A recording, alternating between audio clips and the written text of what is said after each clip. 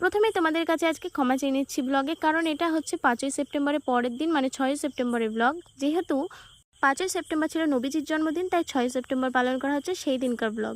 যাই হোক, গরম গরম সকাল সকাল খিচুড়ি খেয়ে নিয়েছি, আর দেখো রেডি হয়ে বসে রয়েছি। এই গরমের মধ্যে রেডি হয়ে দাঁড়িয়ে রয়েছি তৃষার জন্য, কারণ ও এখন এসে পৌঁছায়নি। চলো কিছুক্ষণ ওয়েট করার পরেও ও চলে এসেছিলো, ওই যে আসছে। কি এন্ট্রি ভাই রে ভাই, এত এন্ট্রি মারছে, মনে হচ্ছে ওকে যেন দেখতে আসবে, মানে কেউ বয়ফ্রেন্ড টয়ফ্রেন্ড। যাই হোক, জোক মারলাম। তো যাই হোক, এবার আমরা এখানে আবারও দাঁড়িয়ে পড়েছি, কারণ এখনও 3জন বান্ধবী আসবে। ফাইনালি ওরাও চলে এসেছে।